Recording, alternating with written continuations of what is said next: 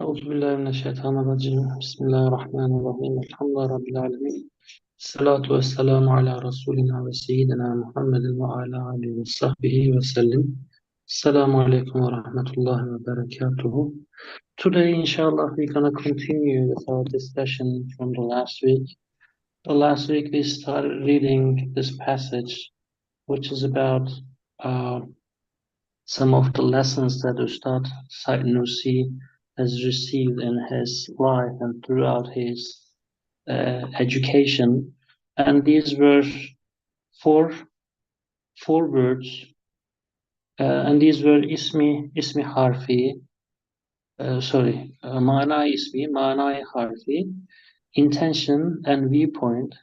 We briefly discussed about what mana harfi and mana ismi is. So just briefly, just for the sake of summarizing what we have discussed, I want to go over those meanings really quickly. So mana ismi is the perspective with which one looked at the universe, the observer, human, in this case, the human, will be looking at that particular object just to understand the object's attributes, properties, and so on and so forth.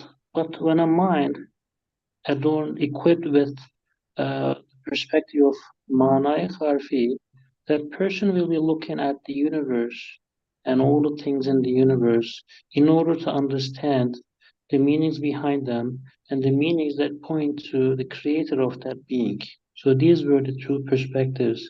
So Manai Ismi is the perspective which looks at the beings for the sake of those beings. But Manai Harfi is a perspective, and in that perspective, the observer is looking at the cosmos in order to understand the meanings that point to the creator of those beings. So in this week we will continue with the four sentences. Ustad says he has learned 4 words and 4 sentences, and I will continue reading about the 4 sentences. The first one is, I do not own myself. Inni lastu maliki. Verily, my owner is the owner of dominion, the possessor of majesty and munificence. So I suppose myself to be an owner to understand the attributes of my owner by way of comparison. Through the supposed finite, I understood the supposed concepts of endlessness, and so the morning came and extinguished the imaginary lantern. This is when the reality of the true owner of everything is understood. The supposed ownership of the self disappears. The second sentence is, death is real. Al-mawtu haqqun. This tremendous world cannot be built on the columns of this life and body, for they are not eternal or made of iron or rock. In fact, they are made of flesh, blood, and bones. A variety of different things congruently come together for a few days, yet remain poised to part ways at any time. How can a palace as vast as the world be built on expectations alone on this frail and corrupted foundation, in decayed and slack column? The third sentence is, my Lord is one, Rabbi Wahidun. For everyone, felicity of any type is only in submitting to a single Lord. Otherwise, one will be in need of conflicting lords among all created beings of the cosmos. For, owing to his comprehensiveness, a human being attaches to, and either consciously or unconsciously feels the pain and distress of everything. And this is a hellish state. As for the gnosis of a single lord, for whose hand of power these supposed lords are but delicate veils, that is, a Firdaus-like state in this world. The fourth sentence is, verily the I, Ana, is a black dot and a unit of measurement. The lines of conscious artistry are wrapped around its head, and in them it is witnessed that the owner is closer to him than him. Okay. So these are the 4 sentences. Let me quickly read the first sentence, and I will let the stage to Mustafa abi and Colin Hoca. First, I do not own myself. Verily, my owner is the owner of dominion, the possessor of majesty and munificence. So I suppose myself to be an owner to understand the attributes of my owner by way of comparison. Through the supposed finite, I understood the supposed concept of endlessness. And so the morning came and extinguished the imaginary lantern. Okay. Okay. Colin Hocam, Mustafa abi, what would you say about the first sentence?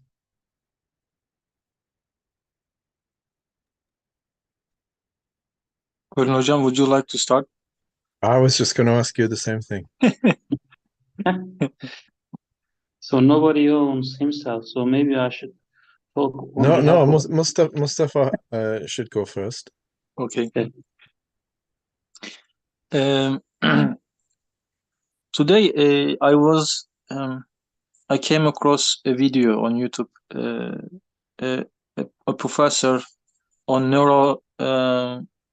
the brain cells, the brain neurons, was talking about his faith. And I know him for some time from over the YouTube videos he's making.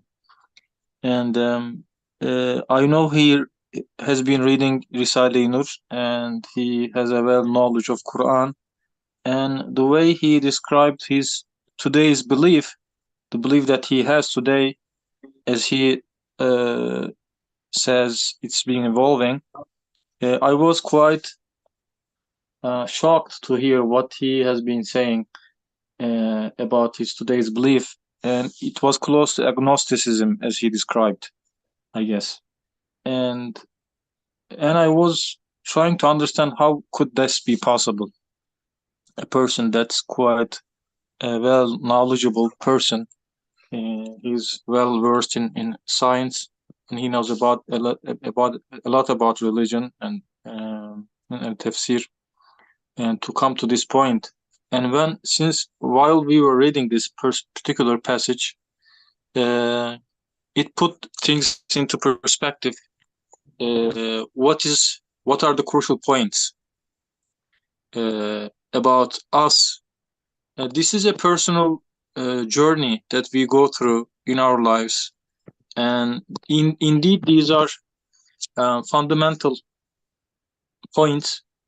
But we, as people, we are human beings.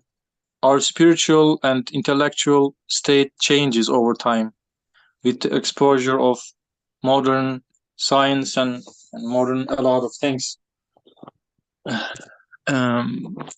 So it's good, very important to remind ourselves who we are.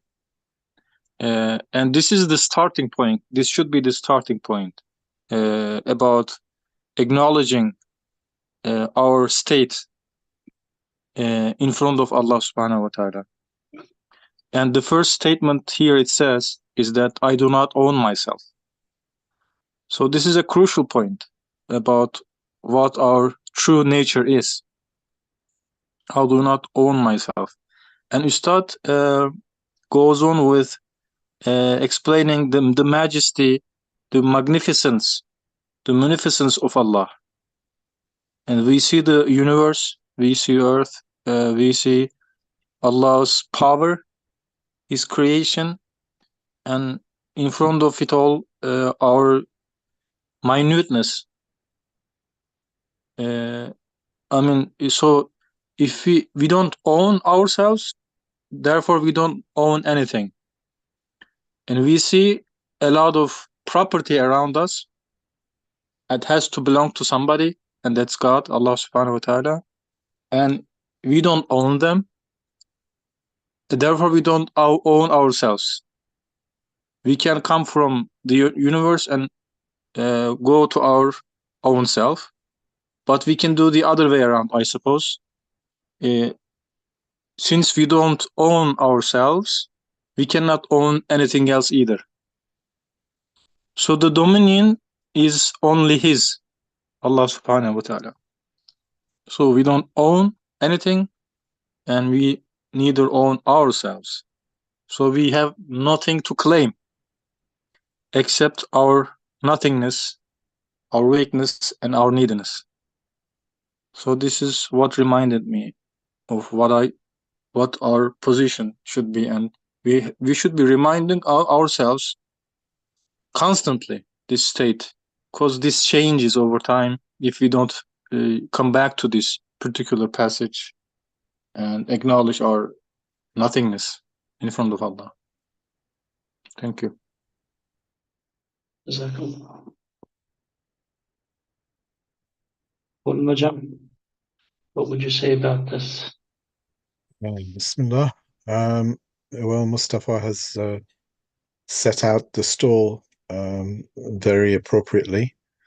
I do not own myself is counterintuitive to modern man, modern humankind, because our education system, the advertisement industry, television, social media are all insisting that we own ourselves. And if we believe that we own ourselves, then we cannot see the universe correctly. We cannot see Manai Harfi. We can only see Manai Esmi. Actually, Manai Esmi, we had a long discussion last week about what Manai Esmi is, and as you pointed out in your recap, it is an attitude. It is not actually a thing. It's not a dimension of creation. It is an attitude. In fact, in Surah Rum, I can't remember which verse, it says that the unbelievers, they know only one zahir of Hayatud Dunya, zahiran. They only know one apparent aspect of Al Hayatud Dunya, and they believe that that is all there is. And since the unbeliever believes that he owns himself, then he believes that the things own themselves. And if you own yourself, it means you have no owner, you're not connected to anything. So, in order to be able to see the universe in the correct way, if we start out with the idea that we own ourselves, then we are unable to read in the correct way. Now, there is a trick here because, as Ustad says here, we have to, at the beginning, suppose that we own our attributes in order to understand the attributes of Allah. So if we read Ena Risale-i, it becomes quite clear that there is a necessity for us to own our attributes at the beginning and then to disown them, right? And then to make tark of them, then to abandon them, to make taslimiyah of those attributes. And say, at the beginning, we say, just as I have the power to build my house, then whoever created this universe must have had the power to create it. So we make this comparison. But that comparison has to be temporary. Unfortunately, modernity has enshrined ownership into the education system. And every day that we send our children to school, we are sending them into places where propaganda will be exerted on, the neural pathways in their brains to basically to indoctrinate them into the notion that yes, you own yourself, you are sovereign, you are a hidden treasure waiting to be revealed. You own your actions, all of these things. So it's not an accident that Hazrat Ustad says that this is the first. I do not own myself. This is the key to understanding the creation. It's the key to understanding ourselves. It's the key to understanding our relationship with our owner. And it is also the key to to nurturing ma'nai harfi rather than ma'nai ismi. Because if you think you own yourself, you also think the cherry tree owns itself and is not connected to anything over and above itself. If it's not connected to anything over and above itself, it has no meaning other than what you can see in it. And obviously, this is not how the cherry tree is. It's not how anything is. So I do not own myself, as Mustafa said, is at the very, very first step, or it should be. That's why it's the first of the sentences. Thank you. Yeah, Jazakallah. At this point, I want to ask a question. Ustad is not saying that my owner is Allah, but he's saying I do not own myself. So there's a connotation, I guess. The question or the phrase come in a form of refutal. So he's like opposing to something that already exists and it is in hand, but he's trying to get rid of it. And he is telling this in a passage where he says, I have learned the followings as a result of my 30 years of education and 40 years of life. So from the wording, from the way Ustad is posing the argument or crafting the sentence, I can't help but say that maybe the state of a human when he is not, guided, or even he is guided, he ends up being thinking that he owns something and he is an owner of himself. So frequently, maybe in our life, we have to refute this premise and then say, no, I do not know myself. Would you say anything about the way that Ustad has, expressed this fact? He didn't say, my owner is Allah, but he said, I do not own myself. He does say, my owner is the owner of dominion, the possessor of majesty and munificence. When he's explaining, he's saying this, but the meaning urges in the form of I do not own myself. He is refusing something. I don't know whether this might have a meaning in it, but Well, yes, la ilaha, right? Yes, that's what I was gonna say. I mean, that's Yeah. what we have to say, and maybe that's the way that we should be talking to people as well. Rather than pushing God at them, pushing Allah at them, say, can you actually raise your arm yourself? Do you know how to raise your arm? This is a very famous question that was posed by a French philosopher who said, you do not know how to raise your arm, so how can you own the raising of your arm? Because to know how to raise your arm, you have to know the anatomy of the human arm. You have to know all about the skeletal muscular system. You have to know all about how the brain connects to everything else. So his point is you do not own your actions.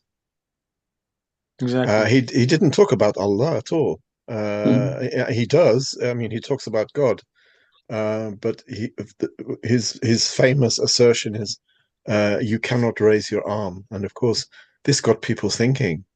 What do you mean? Because I raise my arm all the time, right? But actually, when you think about it, you can't. You don't have the ability to do it because it's a function about which you know nothing. So how can you own it? So he was saying La ilaha, and this is what Ustad is saying. It's a very effective way when you tell people, you don't own anything, right? The tree, the cherry tree, the flower, the rose doesn't own its own beauty, okay? Because if it actually owned its own beauty, why would it surrender that beauty? This is, I think, the way we have to talk to people rather than, as you said, overtly talking about the creator. Can I add one thing? Excuse me, go ahead. Somebody saying something. Well, I was just going to say there's also like, if you don't owe anything, then you can start searching who owns it. There is my understanding was that there are two things that if we are as a believer that we can discuss this. But if you think about the unbelievers as well, if I don't own myself, then the question comes next is that who owns it? That's another thing. So That's what my understanding at that time, that I don't own myself. Then who owns it? Then questions and curiosity comes into play. And just want to add one sentence as well. That's what I was just thinking, psychology and then logic behind it, that for the specific sentence. And if you don't have tech abundant, then you need to be careful that what you are going to do. As you guys said, like la ilaha, first it comes la. So the second thing is that I was going to say, for instance, that when we were talking, our kidneys are working, lungs are working, but do we know that where they are, where our faculties are working? This is clear that nothing we own. That's what I was going to say when we were talking, for instance, that my kidney is working right now.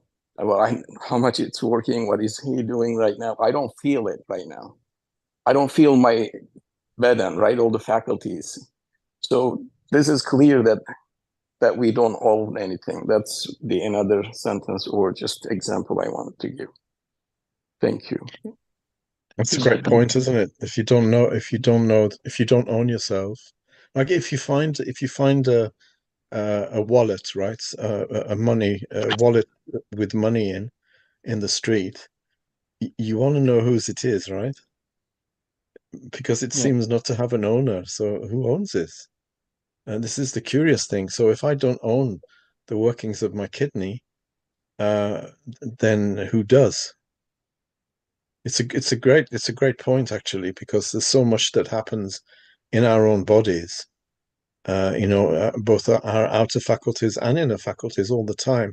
We have absolutely no idea. The only way that we could know is by reading endless books of anatomy, and biology and endocrinology and all of these things. And even then, all you would have is a description. You wouldn't know actually how to make it work. So it's you can multiply this by a million times. You get up and you walk across the room and go into the other room and you go to make your tea. How do you do that? I don't know how it works, but I do it. It happens.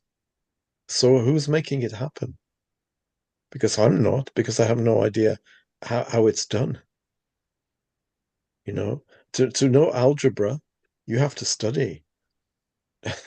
I can't do algebra because I don't know. I'd have to study it. But that's a different thing. This is something completely different. We're talking about animate beings with faculties and feelings. And we're doing things in a huzuri way. We do it. We don't know how, but we do it, or it's being done through us. So who is the real owner? This is a great question. I don't know myself, so who does? And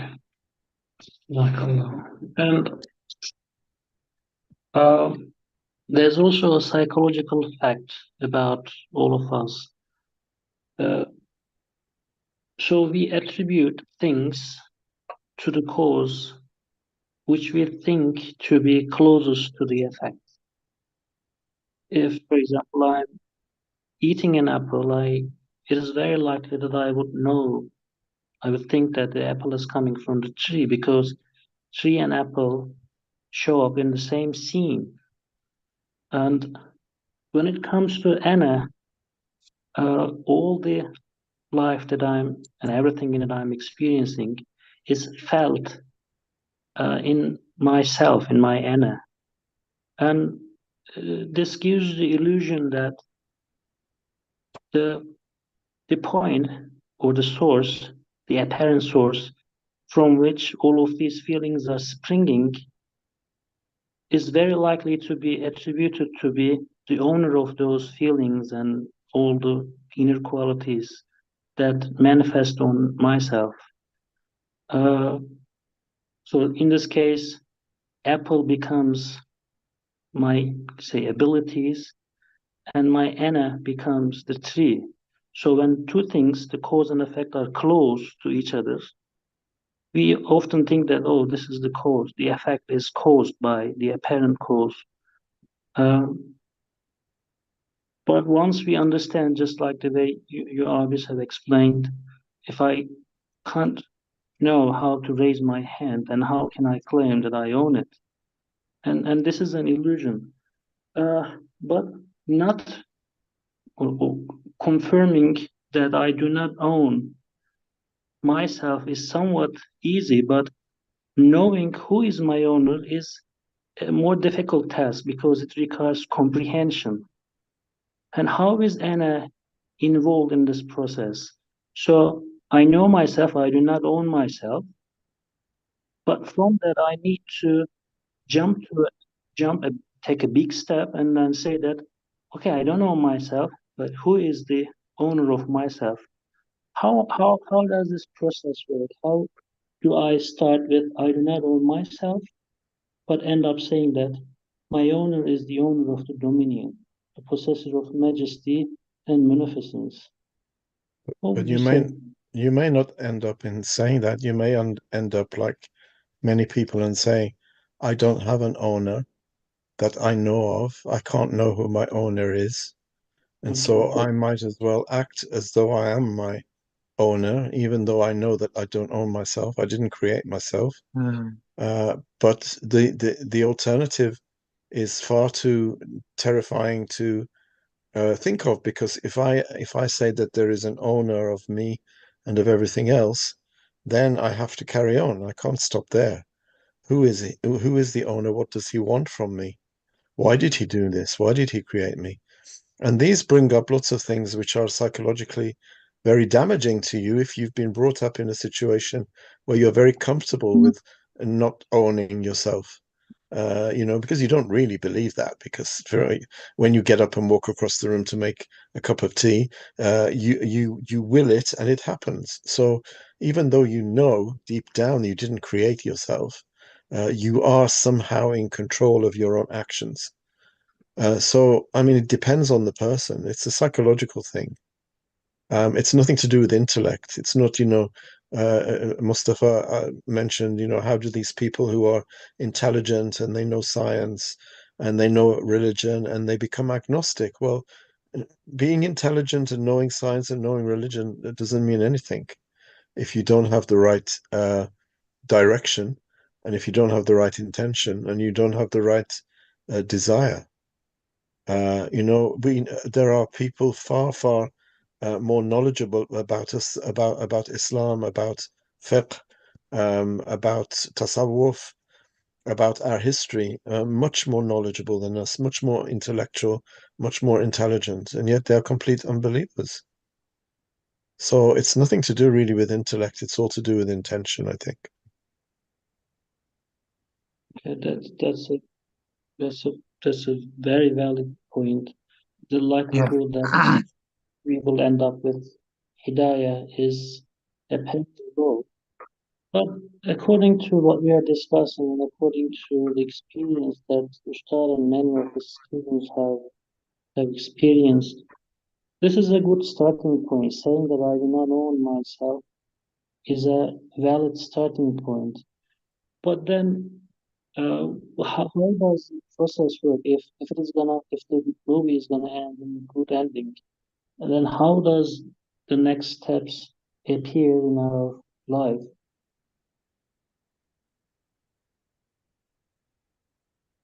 Sarab, I couldn't understand what you said. Yeah, I missed it as It's a well. connection problem, I guess. Yeah. So Colin Oja said that it is very likely that these people who may admit that they do not own themselves will not end up saying that my owner is the owner of the dominion. It is a possibility, but the other case is also possible. There are people who end up saying that my owner is the owner of the dominion. So I would like to talk more about the process that all these type of people go through. They start with I do not own myself and end up saying my owner should be the owner of the dominion. I don't know if I could pose the question well, but I don't think there's just one process, though, is there? I mean, there are everyone, many. There are many. Yeah. there are many I think there are as many processes as there are individuals. Yes. When something becomes so obvious, Either you have to pretend to deny it because you don't want to believe it, and you cover your eyes to it, and you turn away from it. You know it's the truth, but you don't want to accept it, so you deny it, and you oppose it, or I don't know, or you just have to accept. Now, you may accept, like some, and yes, there is a God. I believe that there is a God, but they don't take it any further than that. But we know that if there is a God, then there is a purpose. If there is a purpose, there is a responsibility. If there's a responsibility, there are prescribed behaviors Yes. and pathways and methods that we have to follow. So you may want to take that path and go down that route and enter, all of those pathways of responsibility and commitment, or you may not. So it's a difficult question. I mean, everyone's process is different. In today's day and age, people, one of the most appealing words today is freedom. When people talk about America, why America is so great, the people would say, "Oh, this is because there is freedom. It's the free world." They say for the Western society or America in particular. So freedom is such a big buzzword, or a concept that people want to reach. So this is, in modern times, this is a trouble. It's a big trouble for everybody. People just want to be free. They just don't want to acknowledge that they are being controlled or regulated. So the freedom, the definition they give of a freedom is you can do whatever you like as long as you don't hurt somebody else's freedom. So the definition itself is problematic. Yeah, because they're hurting themselves. They're hurting themselves, and they don't own freedom. themselves.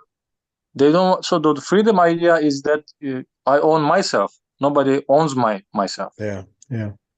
And that's closely related to this ownership. And if somebody else is owning me, I'm just a slave, a property of his, and a slave of his. And this idea is, it's difficult for people of the free world to accept and acknowledge and be, humble of the fact that this is the truth. Okay. Yeah. So yeah, you're right. When you say that you do not own yourself, then the immediate question is, then who does own me? And if the person think the power who owns myself is not compassionate, then I might have already been enslaved. So okay, I'm not gonna go further down this path, because my answer from what you have said is, without a comprehensive teaching about who Allah is, who the owner is, what is his qualities, what is his attributes, it is almost impossible to convince someone that he's not enslaved, but he has been given so many bounties like life, families, health, and everything. Well, I think this will be a very deep discussion, but maybe we should continue with the second sentence if you do not have any other comments, because maybe thinking the second sentence and the first sentence all together would make a little bit easier in reaching to a good end. Salih, can I just add one sentence, one point more? Yes, please, Mustafa. It just came to my mind. I don't know if this is today's problem, or maybe that could have been it's the problem of the human, in general. When people talk with each other, when communicate with each other, they value the speech over the state of the person, meaning the etiquette. I mean the authority. Who is saying this, right? Who is saying this? So you have an authority that depends on your your position in society. You mean rank, right? Rank. Your rank, yeah, your rank in society. So I mean, if you're a scholar, are you a lay person on the street, so to speak. And these titles gives us very fake arguments, like we think that we own these titles, and when we speak, we want people to acknowledge our authority and our title when we say something. Yeah, And this is go this ahead. is a problem that I experience for myself and people that I interact with. So I think this is also related to this sentence, this ownership and ego. When you say something, you're saying something out of your from your knowledge, your experience that you gathered, that you built over time. You came to a position at state that well deserved, for everybody. They will tell. Yeah, it's And always. and then you think and you start claiming. You claim something. Yeah? This is a claim that I'm in this position. I know all of this because I own this knowledge. Because I worked for it. I passed this exam. I read all these books, and I studied all of these things, and I came to a position that I could say this now.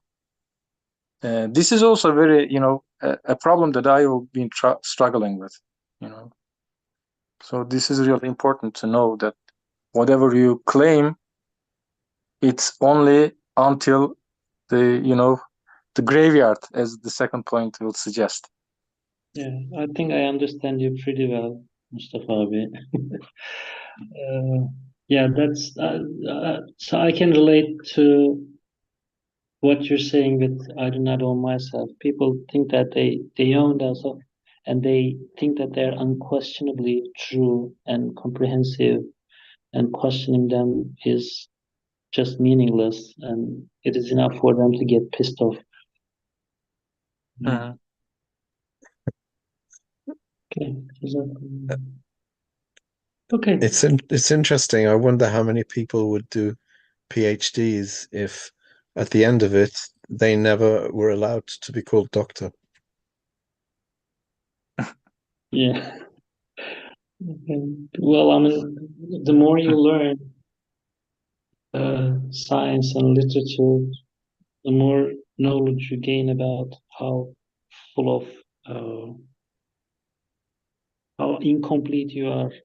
But Also, how incomplete the new prophets of the day are. The scholars and the gurus and the experts to whom we go for all of our information. They have all of these high-sounding titles of Professor this and Professor Doctor this, and actually most of them don't know anything at all. They know a lot about a very little small area because everything has been fragmented into tiny, tiny pieces. And that again was actually done purposefully, just to make knowledge fragmented rather than holistic. If you go back to the times of Farabi and Ibn Sina and Imam Razi and all of these great scholars, they were holistic scholars. They were polymaths. They knew astronomy, they knew maths, they knew physics, they were hakims. Today, you have someone who can write, 1,000 books about a particular neutrino, and they think, because he's a scientist, he's like the magicians at the time of Pharaoh. Whatever he says is accepted. It's absolutely crazy. I remember when I got my PhD and I came home and my kids were very small then. And my eldest one, the eldest of the three, said, "So now you're a doctor, right?" I said, "Yeah." He said, "But you can't cure anyone, can you? You can't cure anyone's illness." So, that was me. I was brought down to earth with a bang. By a 10-year-old or an 8-year-old. I can't remember how old he was. But these titles are really they are problematic. Hazrat Ustad didn't have any titles. He wasn't Professor Said Nursi, right? He wasn't Professor Dr. Said Nursi, but he knows more about the universe than any of these gurus and academics, and they know nothing actually. Actually, there was a passage which says a thief would comfortably steal only if all of his other companions would also steal. So only if people are happy when happy with being called, "Oh, professor, you know everything," then the others who are willing to be uh, given so much importance in society would be able to, reach at their goals. So uh, this is a collective behavior, Yeah, and the purpose is not to appreciate the success of the person who is being called the professor, but this is an effort, a hidden effort, that would, at the end of the day, yield to the person who calls someone else, oh professor, he will be called the respected professor in the following days or years. So this is a trick of the inner, I guess. also, if you are calling someone professor and the professor is answering your question, you can actually take some of his charisma, or you can bask in his power, because he's got a kind of power that mesmerizes you. The title mesmerizes you, just as the word science and scientific, these are magic words. And people are mesmerized by them and hypnotized by them. And if it's a professor and you're sitting at the feet of your professor, you're gaining some of his uh, magnetism in a sense. So that's why you say, "Oh, I was with my professor." What does that mean? We've got everything back to front. And this, I do Mhm. not own myself. You talked about thieves very comfortably stealing as long as everyone else steals. This is something that's very nafsi, right?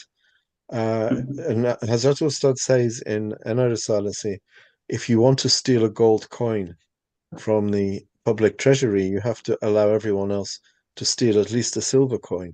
Yeah, so that you Mhm. feel comfortable. So I do not own myself. When I look at the cherry tree, I have to say that the cherry tree. Sorry, if I think I own myself, I have to say that you also own yourself. Otherwise, there will be this cognitive dissonance, right? There will be Mhm. this contradiction. Because if I own myself, then I have to, admit grudgingly, even though I don't want to admit it, that you own yourself, whereas actually I'd rather be owning you and controlling you. But I have to admit it, and I have to admit that the things own themselves. And if a thing owns itself, it means it doesn't have a transcendent owner. And therefore, my only interpretive position is that of Manwe Esmi.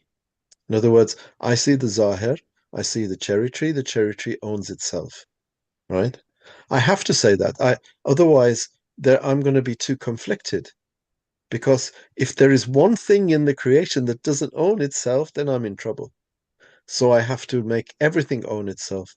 I have to give everything the power. It's like if I have like a box of chocolates, right? Um, and I really want chocolate. I mean, I'm talking about real life experience because I do really love chocolate. If you are born in England and brought up in England, you're brought up on chocolate, basically. If I want to eat it and there are other people, I can't sit there and eat the whole box. I have to offer it because otherwise I'm going to look bad, right?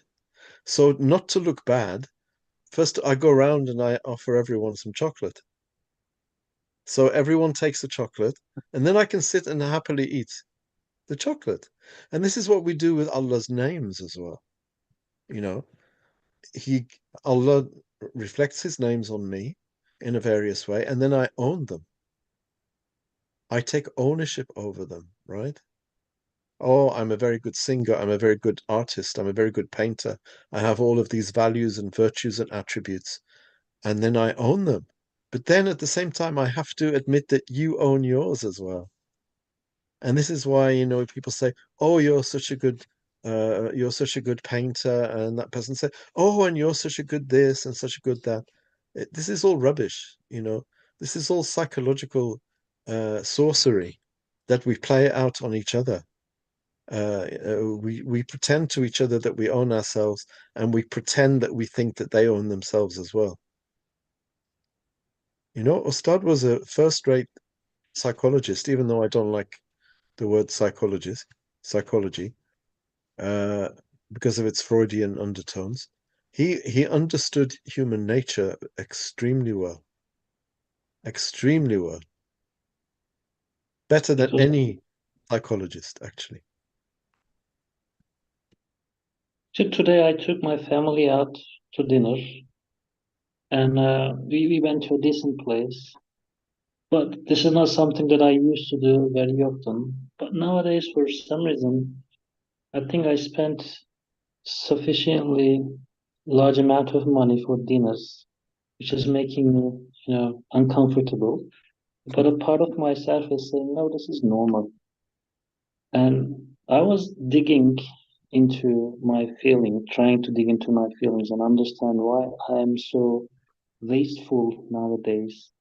And I think I understood it because I started to see the other people who are in the business world taking people, including their friends and families, out to dinner and eating not so super, food, but paying so much money, normal. So I started to think that this is normal, and this is why I nowadays find myself having dinner outside and paying so much money for dinner. I mean, I would probably fill my refrigerator with that money, and it will last for 2 weeks.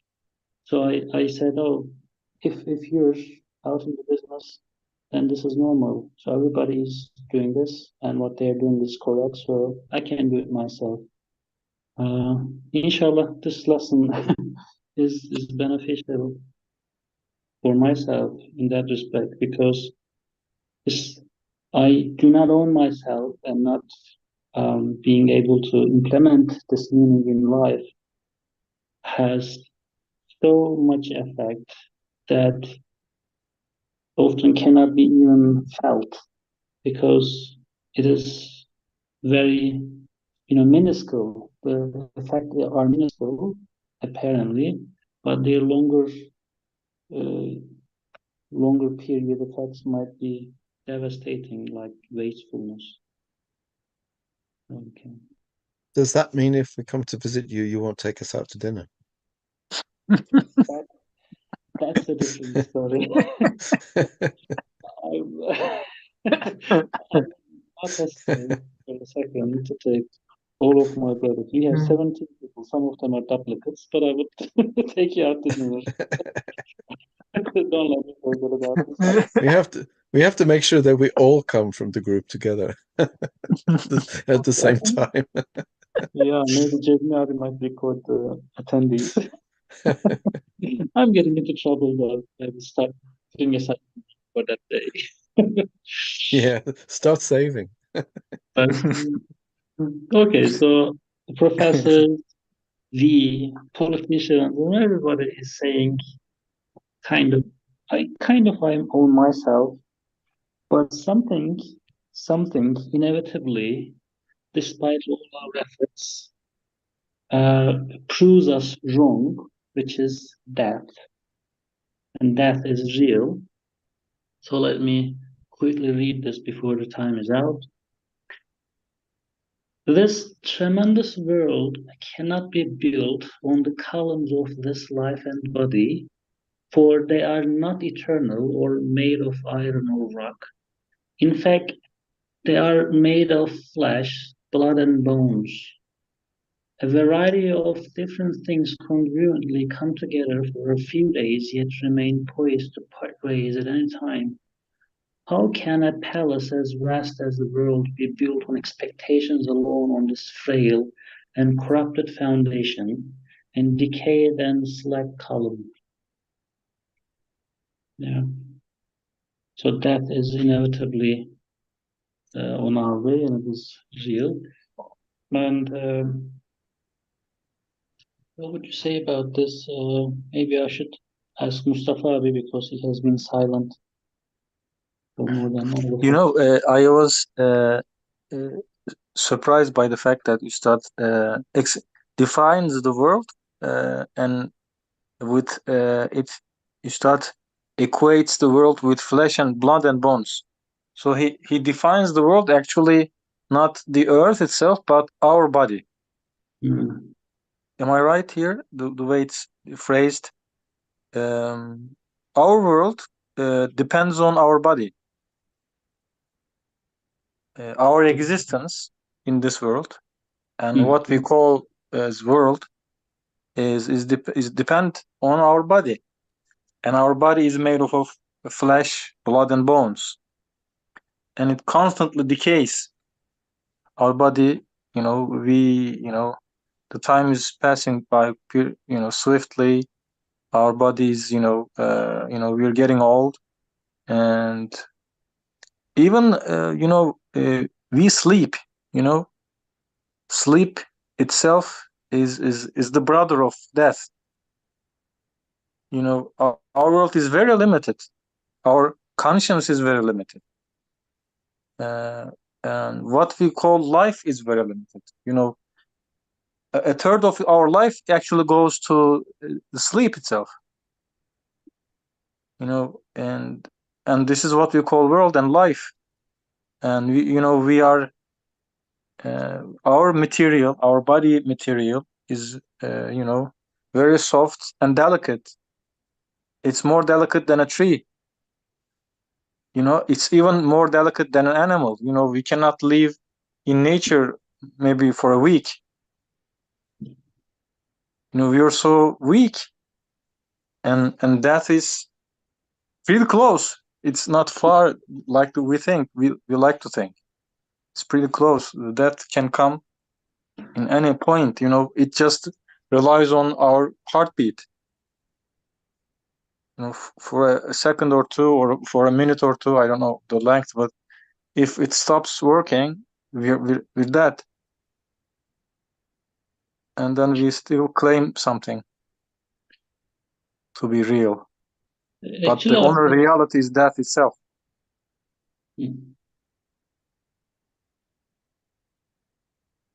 Yeah. So life here is in the original text is hayat, not ömür. So the translation might be a little bit deceiving. Maybe Colin Hoca might make a few comments here. So ömür. Whose life, translation is this?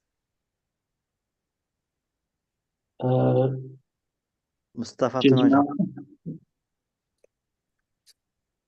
Mustafa Tuna hocam translated. Oh, this is from, of course, this is from Masnavi, isn't it? Yes, yes. I think what he's saying here, as far as I can understand it, is that your body is not made forever, right? So this tremendous world, what's the original for tremendous world? Do you have the Turkish there? Sorry, I didn't get the question. That this tremendous world cannot be built on the columns of this life and body, for they're not eternal, right? Azim dünya. Okay, so this Azim Dunya cannot be made on flesh and blood because they're not strong enough to sustain and to support a world of this size. In other words, we're mortal, right? We're just here for a few days in this flesh and blood and bones form, because we have to be mortal to understand that we're immortal. So this is why we can't stay here forever, right? Even, the the advertising industry wants to sell us these creams so that we don't get wrinkles, and these powders so that, we can keep our muscles until we're 100, and all of these stupid, crazy ideas that they have of trying to live forever, freezing. So was it cryogenics, freezing your body and then thawing it later? I mean, these ideas that, you know, if you told a small child, they would think that you've just escaped from a lunatic asylum. These are the things that we try to do to be immortal, because Iblis told us that we can be immortal on our own terms, right? When he sold us the tree of Shajaratul Khuld, he said, eat from that tree and you'll be immortal. And Adam alayhi salam forgot that he was already immortal, you know, but Iblis is saying, no, you can be like Allah. You can be immortal on your terms. And this is what we try to do. We try to be immortal on our terms.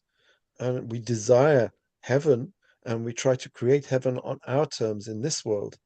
And as I always say, instead of creating heaven, we create hell, because we don't want to believe that death is real. Death is just around the corner. Actually, death is, when Hikmat was talking about his kidney, well, not his kidney, but, you know, the kidney, I'm thinking, well, I don't know how my kidneys work. And at any time they could stop working, right? And your heart can stop at any time. You can have a stroke at any time. You know, death is 1 second away. You know, akhirah is only 1 breath away, actually. So we don't want to accept this. Modern man doesn't want. This is the worst thing for modernity, for, you know, the ahle tajaddud, this modernity. Death is real, and this is what they escape from. Even though they try to sell you insurance policies, you know, they still don't want to believe that death is real. So I think that the source of confusion, or the means for confusing people's mind, is an effort to mix my life, the meaning of my life, with the outer life. For example, life of this earth is longer than mine, and the life of universe is longer than my life. But with these types of tricks, including myself, we are made to believe that the external life and my life are kind of equal, or they go hand in hand, but that's not the fact. Actually, Mustafa Abi was pointing out to this fact. So he said, Abi, you highlighted that Ustad is talking about flesh, blood, and bones. So this is the main point you said. That should be, I guess, catching this point. I think it highlights our mortality and that we can't live forever. I recently saw something in a newspaper which said, if you pay, I think it was $100 or something, you can have a star named in your name, right? A star in some galaxy, like I don't know how many million miles away, a small insignificant star, and it said it means your name will live on forever, you know. And there are crazy people parting with their hard-earned dollars so that they have some star that no one can even see, named after them, so that their name will live on forever, you know. Or we build a palace, you know. We build a presidential palace bigger than anything anyone has ever seen, and we have our name on it, so that our name will live forever. Or we give lots of money away, like these great big foundations. What's his name? I can't remember now. He has this foundation, the richest man in the world. He wants to live forever. Of course he does. And therefore he will give lots and lots of money. Things will be, you know, hospitals will be built in his name. People have mosques built in his name. I come from a town called Birmingham in England, and there used to be a Saddam Hussein mosque, which he obviously had given money for it.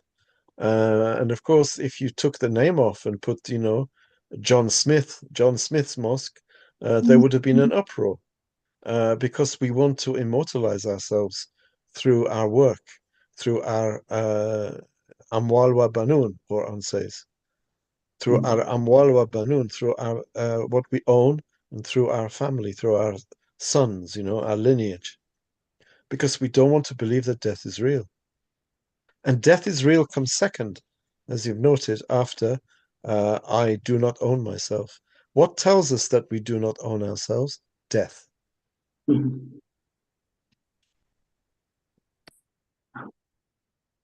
That's a hadith. Yes. Yeah, if you own yourself, why would you die? Exactly. If I own myself, why would I choose to die? I would be crazy, right? If I owned my life, why would I choose not to exist? We're all asleep. Everything is an illusion out there. The world that we see out there is a construct of our deluded selves. We think we don't want to die. We think we own ourselves. We've constructed this consensus reality, which is totally at odds with the truth. Totally. Thank you. And this is hard to swallow. Say it again, sorry. And this is hard to swallow. I mean, to accept for our nafs. Yes. Of course. One day you're going to die. I mean, statistically, I will die before you probably, because I'm older than you. Statistically, but I mean, statistics don't always work. So be careful. Be careful, But the yeah. truth is, one day that I won't be here, one day you won't be here. And it's not easy to accept that, right? It's not easy to accept it at all. I mean, I remember, I think I've told you before, as when I was a kid, there was something called life insurance. And I thought it was you paid money so that you didn't die. So, and then I realized, and I said, well, why, if you're going to die, why are you paying the money if you're going to die anyway? It's just what a waste of money. Exactly. I didn't hear the concept when I was in Turkey, but when I moved to America, I saw it on billboards. It was saying life insurance. But there's something else called life. What does it mean, life insurance? There's something else called life assurance. And I'm not sure what the difference is, but I think maybe they realized that people understood that life insurance was a bit of a scam. So they said life assurance. So I'm not sure what it is, but as a kid, I thought it was crazy. You're paying so that you don't die. And my dad said, no, you do die, but you still pay. So I thought people are crazy. Adults are crazy. So the time is over. If you let me, I wanna end this with a joke. So a British insurance company representative comes to Anatolia. It was Ottoman Empire, and at the doors, at the gates of all the houses, there was some, the same phrase was written, and it was Hafiz. But the British guy could not read it and asks the guy who's walking him, "Oh, this is our insurance company." The Ottoman guy responds, "Yeah, Hafiz." Okay, so time is over. Maybe we should conclude for today's discussion, and we will continue next week from Rabbi Wahid. سبحانك لا علم لنا إلا ما علمتنا إنك أنت العليم الحكيم وآخر دعواهم أن الحمد لله رب العالمين. الفاتحة.